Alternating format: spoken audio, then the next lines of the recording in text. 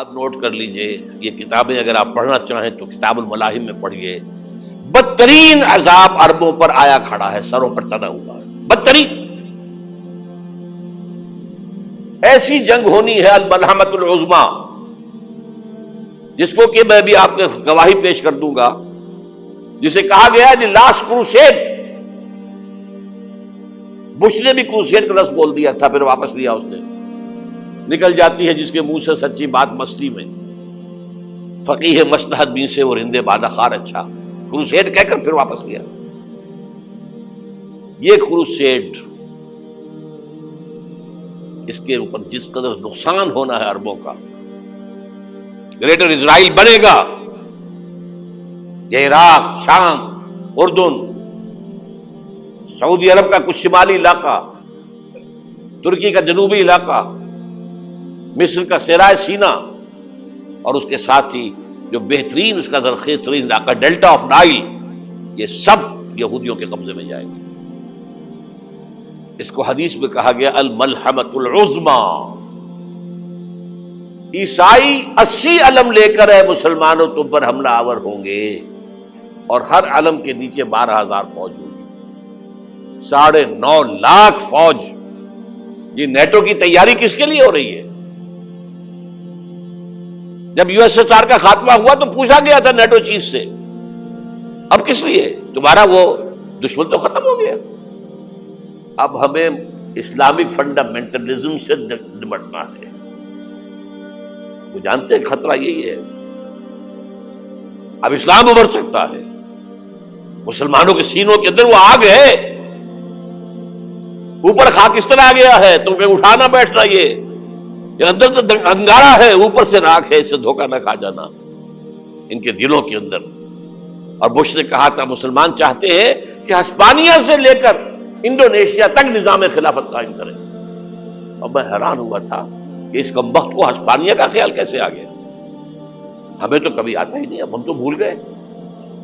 وہ تو 500 برس پرانی بات ہے، جبکہ وہاں سے ہمیں نکال دیا گیا تھا. اگرچہ اقبال نے کہا تھا ہے ارض فلسطین پہ یہودی کا اگر حق، ہسپانیہ پر حق نہیں کیوں اہل عرب کا. ہسپانیہ میں تو 800 سال حکومت کی مسلمانوں نے، اور ابھی 500 برس سے گزرے ہیں نا. یہودی تو ارض مقدس سے 2000 سال نکالے گئے، انہیں لا کے آباد کیا گیا، عربوں کے سینے میں خنجر بھونک دیا گیا. وہ چھوٹا سا ملک جو چاہتا کرتا، کوئی پوچھنے والا نہیں. امریکہ جیسے اپنے بیٹے کی حفاظت کرے ویسے کرتا اس کی. اور حضور نے فرمایا ہے وہ جنگ جب ہوگی تو ایک باپ کے اگر 100 بیٹے ہوں گے تو 99 ختم ہو جائیں گے، ایک بچے گا. یہ حدیث ہے، حدیث ہے صحیح. اور آپ نے فرمایا ویل للعرب من شر قد اقترب، عربوں کے لیے ہلاکت ہے، عربوں کے لیے بربادی ہے اس شر سے جو قریب آ چکی ہے. اور آج جس طرح انہوں نے ان کی تہذیب کو اختیار کر لیا ہے، دبئی جا کر دیکھیے، بدترین مغربی معاشرہ جو ہے وہ دبئی کے اندر ہم نے قائم کر کے دکھا دیا. اب سعودی عرب اس راستے پر بڑھ رہا ہے. اور اس کے بعد نمبر 2 پر جو ہے ہم پاکستانی ہیں. لیکن میں اس کے وہ پہلی بات جو کہہ رہا ہوں وہ تو یقینی ہے، اس میں تو احادیث صحیحہ موجود ہے.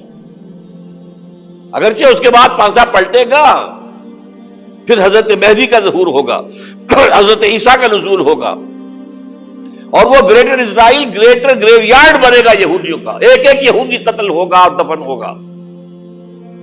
یہ بات میں ہونا ہے، میں پہلی بات پر فرض کر رہا ہوں. وہ پانسا پلٹے گا جب پلٹے گا. ابھی جو سامنے ہے وہ کیا ہے؟ جس ملحمۃ العظمیٰ کہا حضور نے، جسے آرمگیڈون کہتے ہیں عیسائی. آرمگیڈون کی اگر کہیں جا کر آپ دیکھیں گے، آپ ڈکشنری میں مانی تو کیا لکھا ہے؟ A very big war which will be fought between the forces of evil and good before the end of this world. اس دنیا کے خاتمے سے پہلے خیر اور شر کی قوتوں کے درمیان بہت بڑی جنگ ہوگی. ارمجدون اسے کہتے ہیں عربی میں، اور آرمگیڈون اسے کہتے ہیں انگریزی کے اندر. اور یہ بائبل کی آخری کتاب کے اندر ہے، جو اس میں کہ مکاشفات یوحنا، ریولیشنز آف سینٹ جان. یہ تو میں کہہ رہا ہوں یقین کے ساتھ، اور زیادہ دور نہیں ہے، آیا چاہتا ہے. اس لیے کہ یہودیوں کا اور عیسائی جو کنزرویٹوز ہیں، نیو کنزرویٹوز، ان کا 5 نکاتی ایجنڈا ہے متفق علیہ، جس کے تحت کہ یہ جنگ صلیبی شروع کی گئی ہے. تو سن لیجئے آپ. آرمیگیڈون نمبر 1، گریٹر اسرائیل قائم ہو جانا اس کے نتیجے میں نمبر 2، مسجد اقصی اور قبۃ الصغریٰ کو گرانا نمبر 3، وہاں 3rd ٹیمپل، وہ مسجد جو حضرت سلیمان نے بنائی تھی 1000 قبل مسیح میں، پھر برباد کی تھی نبوکدنضر نے، دوبارہ بنائی گئی، پھر دوبارہ ختم ہوئی 70 عیسوی تک گری پڑی ہے. ان کا خانہ کعبہ گرا ہوا ہے 70 عیسوی سے لے کر آج تک. ایک دیوار ہے ویلنگ وال، جہاں جاتے ہیں، روتے ہیں، پیٹتے ہیں، ماتم کرتے ہیں، وہاں وہ بنے گا 3rd ٹیمپل. اور نمبر 4، اس میں لا کر رکھا جائے گا تخت حضرت داؤد کا. یہ تخت کہاں ہے اس وقت؟ یہ لندن شریف کے اندر، جو ان کی پارلیمنٹ کا جو چرچ ہے، ویسٹ منسٹر ایبے، اس میں رکھا ہوا ہے. ایک پتھر تھا جس پر بٹھا کر حضرت داؤد کی تاج پوشی ہوئی، پھر حضرت سلیمان کی ہوئی، پھر وہ پتھر رکھ دیا گیا جب حضرت سلیمان نے بنایا ہیکل مسجد اقصی، وہاں رہا وہ. ہر بادشاہ جو تھا یہودی اسی کے اوپر بٹھا کر اس کی تاج پوشی ہوتی تھی. سن 70 میں ٹائٹس نے گرایا اسے، ہیکل کو، وہ پتھر لے گیا، وہاں سے روم گیا، روم سے آئرلینڈ گیا، آئرلینڈ سے اسکاٹ لینڈ آیا، اسکاٹ لینڈ سے انگلینڈ آیا، اور اب وہ رکھا ہوا ہے 14ویں صدی عیسوی سے آج تک. وہ ویسٹ منسٹر ایبے میں رکھا ہوا، ایک کرسی کی سیٹ میں اسے بنا دیا گیا ہے تخت کی شکل میں. اب انگریزوں میں کوئی ملکہ ہو، کوئی بادشاہ ہو جس کی بھی تاج پوشی ہونی اس میں ہو، یہ لا کر رکھا جائے گا 3rd ٹیمپل میں. اور اس پر یہودیوں کے خیال کے مطابق ان کا مسیحا آئے گا جو مسیح دجال ہوگا. عیسائیوں کے خیال کے مطابق حضرت عیسیٰ آئیں گے، وہ ہمارا بھی خیال ہے حضرت عیسیٰ آئیں گے علیہ السلام. بہرحال یہ تو بعد کی باتیں ہیں نا. اس وقت جو میں عرض کر رہا ہوں، عربوں پر بہت بڑا عذاب، اور پاکستان کا معاملہ البتہ یہ ہے، میں یقین سے نہیں کہہ سکتا.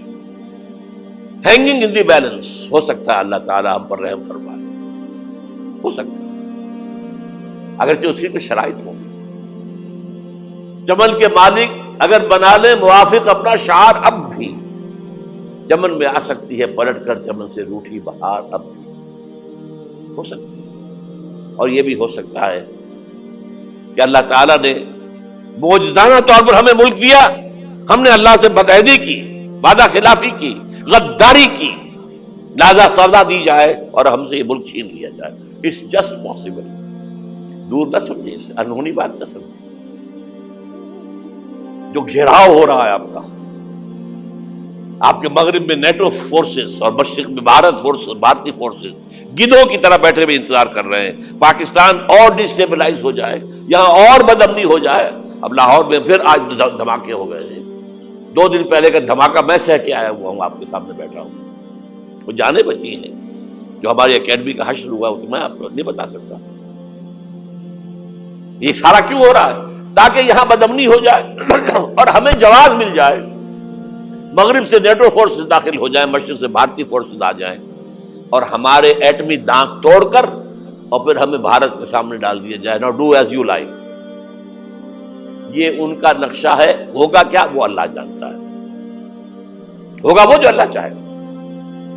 لیکن اللہ کا چاہنا جو ہے وہ کس پر منحصر ہے؟ یہاں انقلاب برپا کرو، یہاں اسلام لاؤ.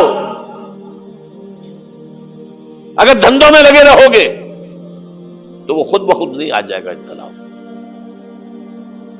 صحابہ نے جانیں دی تھی، کتنی تکلیفیں اٹھائی تھی. 12 برس تک مکی دور کے اندر با نشہ درویشی در ساز و دمادم زن، جو پختہ شبی خدرا بر سلطنت جم سن. یوم طائف یاد ہے جو حضرت عائشہ فرماتی ہے کہ میں نے پوچھا تھا حضور سے کہ یوم احد سے زیادہ سختی بھی آپ پر کبھی آئی؟ یوم احد پر کیا ہوا تھا؟ تلوار کا وار پڑا تھا آپ کے چہرہ مبارک، یہ جو رخسار کی ہڈی ہے اس کے اندر وار گیا ہے، اوپر خود کی 2 کڑیاں تھیں وہ اس میں گھس گئیں، 2 دندان مبارک شہید ہوئے۔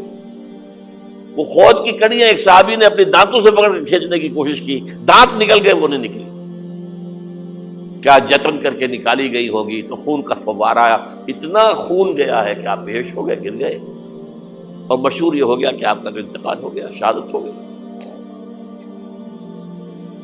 یہ سیرت کبھی پڑھی ہے؟ حضرت عائشہ کے ہوش کا تو یہی دور تھا نا، یوم طائف میں تو آپ کی کیا تھی، بچی تھی، انہیں کیا پتا کیا ہو رہا ہے حضور کے ساتھ۔ 3 دن تک حضور مکے کی گلیاں اور وہاں کے اوباش لوگ پتھراؤ کر گئے تھے اس امید میں کہ شاید وہاں کا کوئی سردار ایمان لے آئے، تو یہاں تو ابو طالب بھی فوت ہو گئے، یہی دنیاوی سہارا تھا، خاندانی سہارا تھا ابو طالب کے ذریعے، اور گھر میں ایک دلجوئی کرنے والی رفیقہ حیات تھی، وہ بھی، ان کا بھی انتقال ہو گیا۔ آپ نے کہا یہ عام الحزن ہے، اب تو سب کو طے ہو گیا قریش کو کہ اب جیسے قتل کر دو ان کو، اسی لیے آپ گئے طائف، شاید وہاں کا کوئی بڑا سردار مانے، ایمان لے آئے مجھ پر، تو میں اپنا مرکز ادھر شفٹ کر دوں۔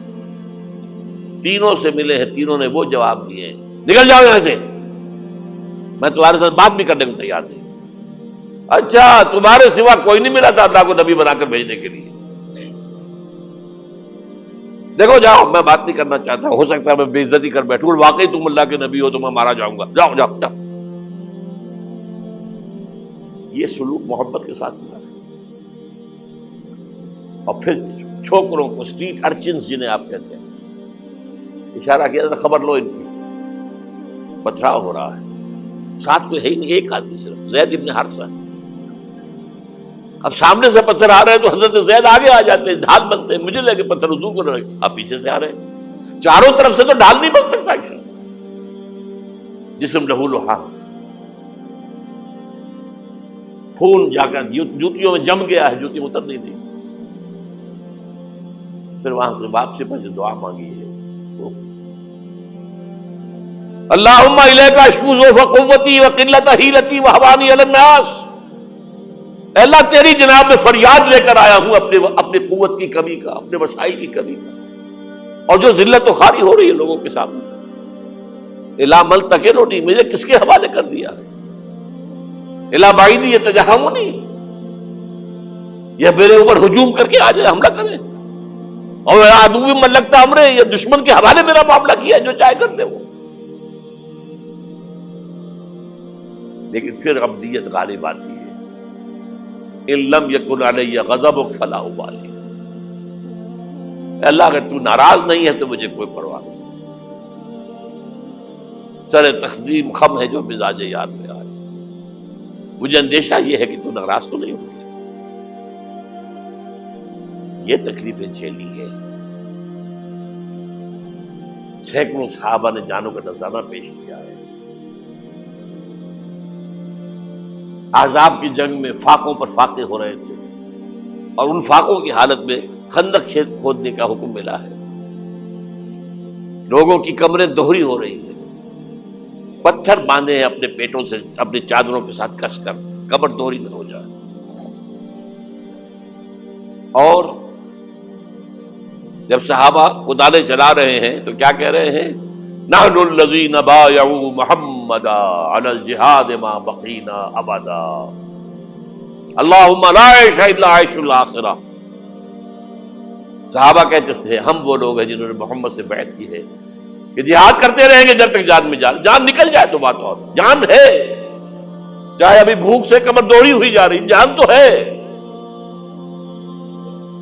اور ایک دفعہ کہتے تھے اللہم لا عیش الا عیش الاخرہ، اللہ عیش، زندگی تو آخرت کی زندگی ہے۔ اور حضور فرماتے تھے، حضور کے بیٹھے ہوئے نہیں تھے گاؤں تکیہ لگا کر، پتھر اٹھا اٹھا کر خندق میں سے لے جا کر باہر پھینک رہے تھے۔ جب صحابہ کہتے ہیں اللہم لا عیش الا عیش الاخرہ، حضور فرما رہے ہیں فاغفر الانصار والمہاجرہ، اے اللہ ان انصار اور مہاجرین کی مغفرت فرما دو۔ پھر حضور کی خدمت میں کچھ لوگ آئے، حضور اب یہ فاقہ ناقابل برداشت ہو گیا، دیکھیے ہم نے یہ پتھر باندھے ہوئے اپنے پیٹ کے ساتھ۔ حضور نے کرتا اٹھا کر دکھایا، وہاں 2 پتھر باندھے ہوئے۔ یہ ہے سیرت النبی۔ آپ کس چیز کو سیرت النبی سمجھتے ہیں؟ بہرحال اس موضوع پر میری ایک کتاب ہے منہج انقلاب نبوی، کہ انقلاب کیسے آیا تھا۔ اگر دل میں ذرا بھی آرزو پیدا ہو گئی ہو کہ اللہ قبول کر لے مجھے بھی، مجھے قبول کر لے اس کام کے لیے، تو وہ کتاب آپ کے لیے مسٹ ہوگی، اس کا پڑھنا۔